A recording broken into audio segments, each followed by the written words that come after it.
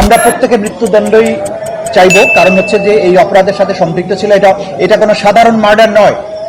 আমরা বারবার যেটা বলার চেষ্টা করছি যে মার্ডারের ক্ষেত্রে প্রমাণ করতে হবে কার গুলি থেকে মারা গেছে, কিন্তু ক্রাইমস এগেইনস্ট হিউম্যানিটিতে হাজার হাজার রাউন্ড বুলেট নিক্ষিপ্ত হয়েছে, শত শত হাজার হাজার মানুষ আহত হয়েছে, হাজারো মানুষ শহীদ হয়েছে, 1400 শহীদ হয়েছে।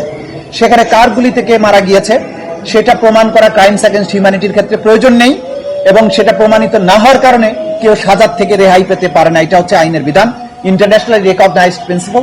সুতরাং সেই জায়গায় সেন্টেন্সিং এর ক্ষেত্রে যেটা হয়েছে সেইটাকে আমরা মনে করছি এটা ইন্টারন্যাশনাল স্ট্যান্ডার্ডের সাথে যাচ্ছে না, সে কারণেই আমরা আপিল করব। কিন্তু তাদের অপরাধ যে প্রমাণিত হয়েছে এবং এই অপরাধটা যে ক্রাইমস এগেইনস্ট হিউম্যানিটি, এই প্রসঙ্গে আদালত যে অবজারভেশন দিয়েছেন সেটা সঠিক আছে। শুধুমাত্র সেন্টেন্সিং এর ব্যাপারটাতে আমরা মনে করি যে এইটুকু সুপ্রিম কোর্টে এটা যাওয়া উচিত এবং সেখান থেকে এটা সেটেল হওয়া উচিত যে সেন্টেন্সিং সরাসরি গুলি বর্ষণের পরে তাদের ক্ষেত্রে এই সেন্টেন্সিং থাকা উচিত।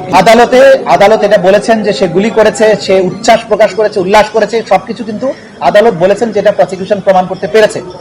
এই ব্যাপারে কিন্তু অপরাধ প্রমাণের ক্ষেত্রে কোনো ঘাটতি নেই। প্রসিকিউশন সাকসেসফুলি এই আসামিদের ইনভলভমেন্ট, তারা কে কি করেছে সবকিছু প্রমাণ করতে পেরেছে। কিন্তু আদালত যেটা বলেছেন, এরা কনস্টেবল ছিল, তাদের সুপিরিয়ররা তাদেরকে কমান্ড করেছে, তারা করতে বাধ্য হয়েছে, এবং সুজনের ব্যাপারে বলেছে সে অল্পদিন আগে এসেছে, এইসব বিবেচনায় তাকে কম শাস্তি দিয়েছে।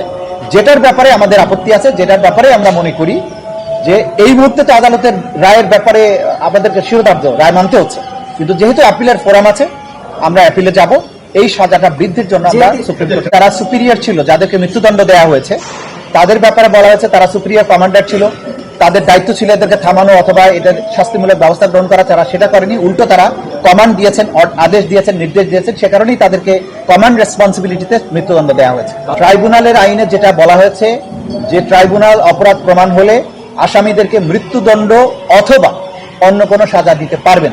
সুতরাং প্রথম শব্দটা ছিল মৃত্যুদণ্ড, অন্য কোনো সাজা প্রপোর্শনেট টু দি তাদের গ্র্যাভিটি অফ দি অফেন্স, এটা বিবেচনা করে অন্য সাজা ট্রাইব্যুনাল অবশ্যই দিতে পারবেন। কিন্তু বিবেচ্য বিষয় হচ্ছে যে যাদের অপরাধ প্রমাণিত হয়েছে তাদের অপরাধের যে গ্র্যাভিটি তার প্রপোর্শন অনুযায়ী যথার্থ হলো কিনা সেটাই বিবেচ্য বিষয়। আমরা সেই জায়গাটাতে বলছি যে গ্র্যাভিটি অনুযায়ী এটা প্রপোর্শনেট হয়নি, সে কারণে আপিলের কথাটা আমরা ভাবছি। যে 3 জনের বিরুদ্ধে মৃত্যুদণ্ড দেওয়া হয়েছে তাদের যত সম্পদ আছে সেগুলো রাষ্ট্রের অনুকূলে বাজেয়াপ্ত করার জন্য নির্দেশ দেওয়া হয়েছে। আর বাকিটা এই বাজেয়াপ্তকৃত সম্পদ কাদেরকে দেওয়া হবে সেই ব্যাপারটা পূর্ণাঙ্গ রায় পেলে আমরা হয়তো বুঝতে পারবো যে সেখানে কি ধরনের অবজারভেশন আছে। অবজারভেশন যেটা আছে আমরা দেখে বলবো, কারণ হাজার হাজার পুলিশ ছিল, সবার বিরুদ্ধেই তো আর মামলা করা যাবে না। ক্রাইমস এগেইনস্ট হিউম্যানিটিতে আমরা দেখেছি যে সবচেয়ে যারা বেশি অ্যাট্রোসাস কাজ করেছে, যারা কমান্ড দিয়েছে, অনেকে নিষ্ক্রিয় দাঁড়িয়েছিল, তারা হয়তো এই গ্রুপের মেম্বার ছিল, কিন্তু সবাইকে মামলায় আসামি করাটা হয়তো যুক্তিসঙ্গত না, এটা মনে করেছে প্রসিকিউশন। সে কারণে সবাই সেখানে দাঁড়িয়ে থাকলেও সবাইকে আসামি করা হয়নি। শুধুমাত্র যারা সরাসরি আগ্নেয়াস্ত্র দিয়ে হত্যাকাণ্ডে অংশ নিয়েছিল তাদের বিরুদ্ধেই ফর্মাল চার্জ দাখিল করা হয়েছিল, তদন্ত রিপোর্ট দাখিল করা হয়েছিল। সবাইকে আইন মানতে হবে, কেউ আইনের ঊর্ধ্বে নয়। কোনো বেআইনি কমান্ড মানতে রাষ্ট্রের কোনো কর্মকর্তা কর্মচারী বাধ্য নয়। প্রত্যেক কর্মকর্তা কর্মচারীকে আইন অনুযায়ী আচরণ করতে হবে। ঊর্ধ্বতন কর্তৃপক্ষ যদি আপনাকে বেআইনি কাজ করতে নির্দেশ দেয়, আপনি সেটা অমান্য করবেন, কারণ সেটি মানতে আপনি বাধ্য নন। এটাই হচ্ছে আইনের মেসেজ, আদালতের রায়ের মাধ্যমে এটি মেসেজ। সুতরাং কেউ চাকরি প্রমোশনের লোভে ঊর্ধ্বতন কর্মকর্তার অন্যায় আদেশ পালন করে যদি কোনো অপরাধ করেন তিনি ছাড় পাবেন না, তাকে অবশ্যই বিচারের মুখোমুখি দাঁড়াতে হবে। আদালতের রায়টা হচ্ছে সেই মেসেজ। ভবিষ্যতের কথা আমরা জানি না, আপিল করার সুযোগ স্ট্যাটিউটরি টাইম পার হলে স্ট্যাটিউটরি আপিলের সুযোগ নেই।